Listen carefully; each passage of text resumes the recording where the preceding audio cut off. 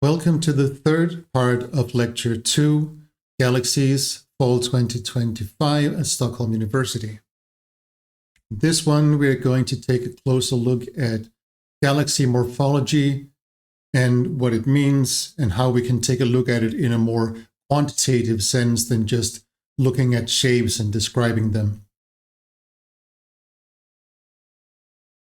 The first thing to note is that galaxies look very different in different wavelengths. Their morphology, as we describe it, varies wildly depending on which wavelength range we look at it in, which means that just like when we were talking about the photometry, it doesn't make sense, or rather it is incomplete information to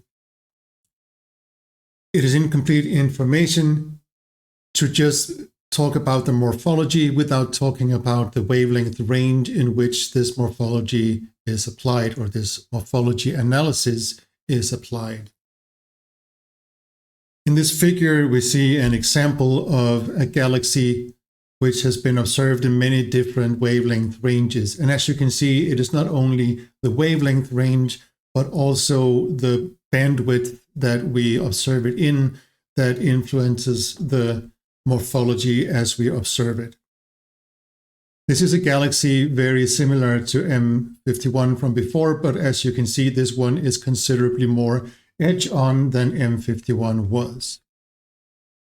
So what we see here is first in X-rays, and it is interesting to see that you can actually see some kind of reminiscent shape of the disk and its center, but also you can see these huge bubble-like structures that protrude out from the center of the galaxies. These are quite well-known phenomenon called X-ray bubbles because the imagination of astronomers, but it's still very cool to actually be able to see like this. In the next one, we look at it in the UV continuum. And that means that we're looking at the light from young hot stars predominantly. And as you can see, the morphology here is very clumpy, but also that a lot of the light is concentrated in the spiral arms of this galaxy. In the next one, we look at the same galaxy, but this time in H alpha. And H alpha is an emission line that comes from young or from the ionizing gas regions surrounding the nurseries or the birth sites of young hot stars. So this traces where starbirth is currently ongoing. And this is taken in a narrow filter, which means that we do not see a lot of stellar continuum light in it. This light is dominated by H alpha. It is also interesting to see that you can see a little bit reminiscent of the X-ray bubble in H alpha, probably because there's also hot gas sitting out there. Then we look at it in the optical, and the optical is around the same wavelength as H alpha, but here we're looking at it in a broad filter, which means that even though H alpha is very strong in a very narrow wavelength range, when we look at it over a broad range, the H alpha light is washed out, and so the image becomes dominated by the continuum emission from the young stars, or rather not from young stars, just from stars. And as you can see, compared to the UV, these are less young stars. These are maybe more like typical solar type stars that we're looking at here. And you can see that you still see the disk, but there's much more emphasis on the center of the galaxy, and also the disk is smoother. The spiral arms are not as pronounced as they were in the UV continuum. And then we continue over to the near infrared, and we can see this trend going even further. Here we can see a very, very strong and pronounced bar and a couple of old spiral arms, but they are kind of shorter and closer into the center than the spiral arms we saw in the UV. So this is a different stellar population we're looking at than the one we were looking at in the UV. The regions with the strong star formation in the UV are still visible, as you can see, for example, here, or for example here, but they are way less pronounced compared to the older population in the center. And finally, we are also looking at it in radio wavelengths. I do not know which exact wavelengths these are, so I cannot say exactly which effects we're looking at. But the point still stands that the morphology of this galaxy is very different depending on which wavelength ranges we're looking at. This is also one of the examples that we see out here on the right side, that, for example, star-forming clumps are very bright in the UV. So when you look at the galaxy in the UV, you will see a very clumpy morphology. Something that also can affect it is dust extinction, where you see that some regions are only detected in near-infrared wavelengths, simply because they are so shrouded in dust that in optical and UV, the dust simply absorbs all light that comes out. Going back to our old friend M51, here is again, as before, the images as shown with the Hubble Space Telescope. And next we're going to look at what this galaxy looked like with the James Webb Space Telescopes. First, it's near-cam camera. So near-cam, as the name kind of implies, is a near-infrared camera. And this is an image taken in 3 different filters in near-cam. So these are, of course, not real colors, but the shortest wavelengths in the infrared have been represented as blue. The longest wavelengths have been represented as red, and the middle one, the middle filter, has been represented as green. So we get like a fake red RGB image out of these infrared wavelengths. And here we see, interestingly, that there definitely still is some sort of spiral arm structure. But if we look at the image here from before and then compare it to the one here, you can also see that the spiral arms are more fuzzy and less pronounced than they were in the optical light.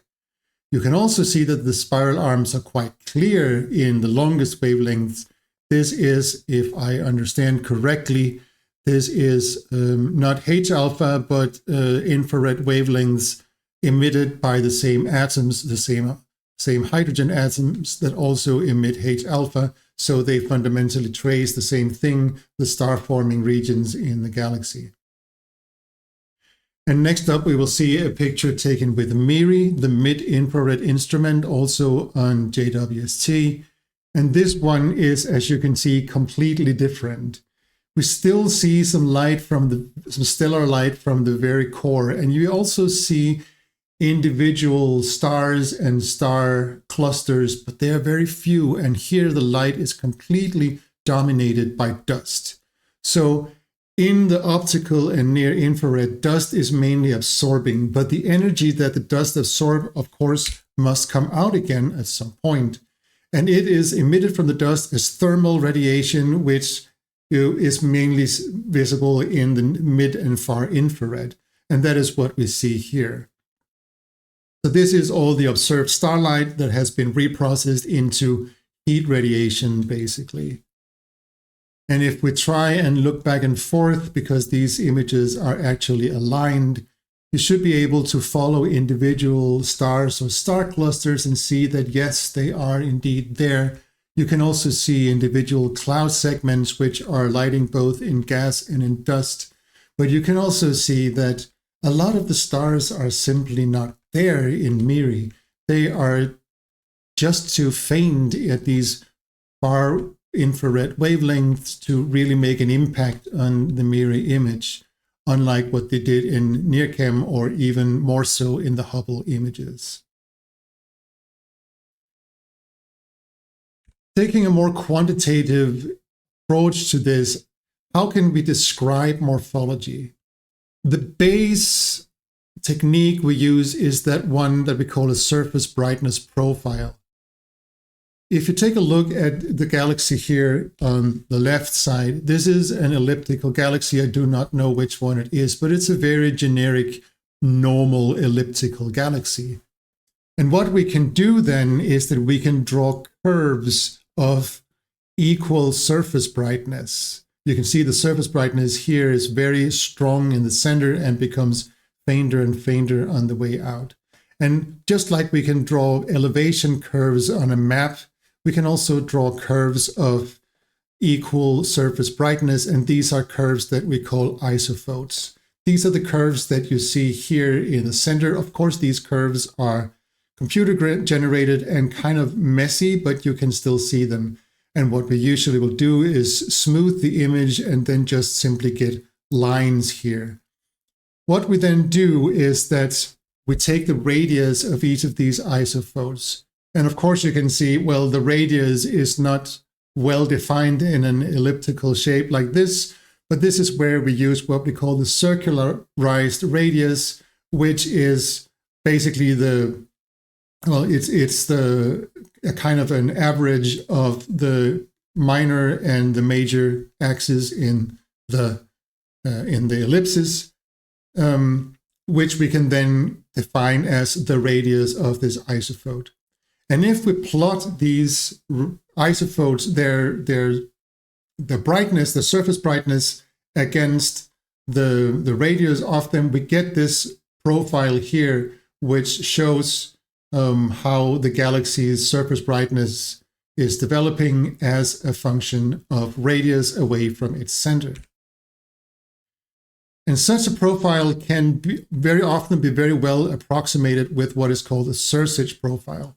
The Sérsic profile is, of course, not the only mathematical expression we can use to describe these profiles, but it is by far the most popular because it has been shown to be quite accurate and very versatile and flexible as well.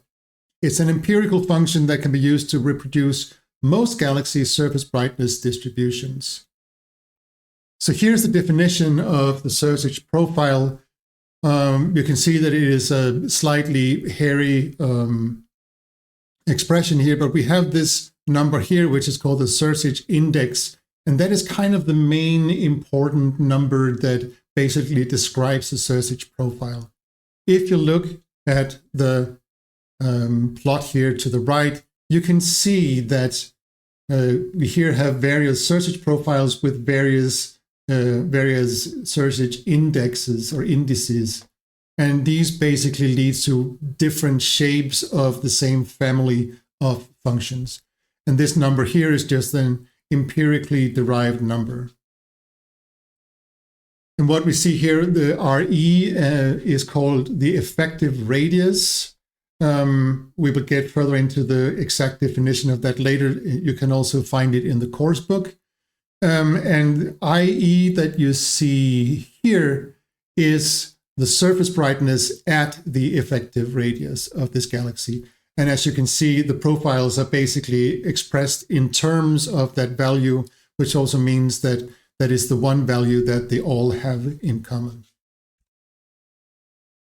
As a few examples, if we look at pure disk-dominated galaxies, such like spiral galaxies, they often have a Sérsic profile very close to 1, which corresponds here to an exponentially dropping function as a function of radius.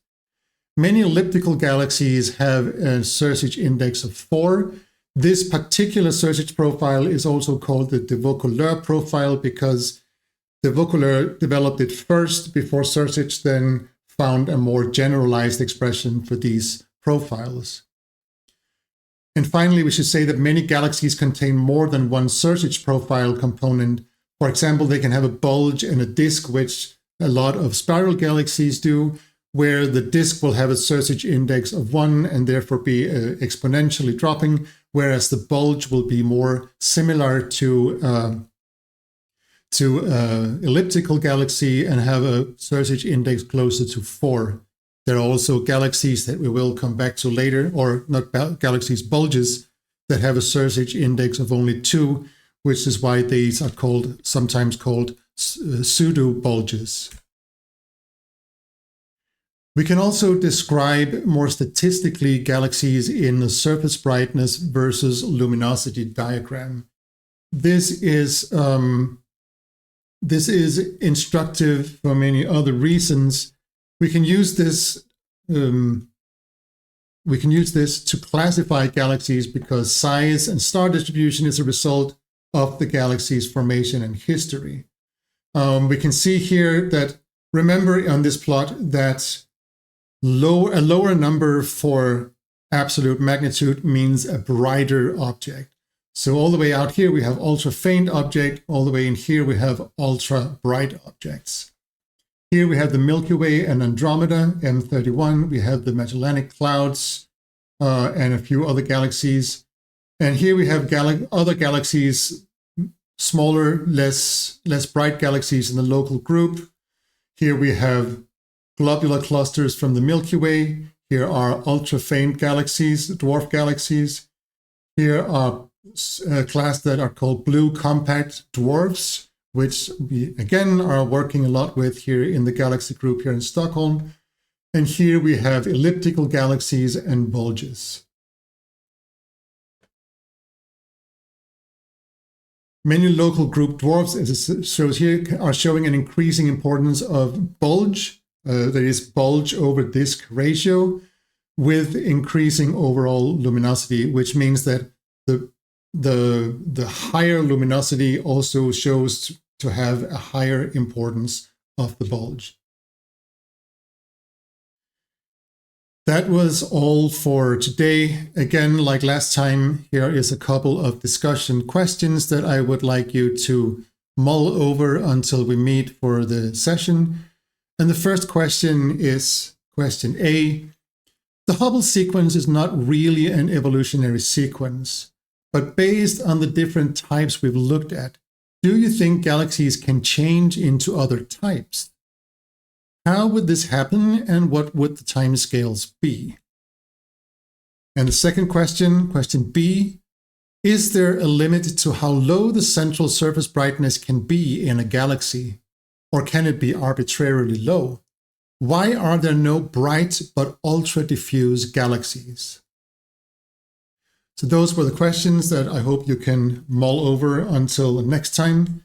And this was all for this lecture. Thank you so much for sticking with me for this long, and I will see you in the next one.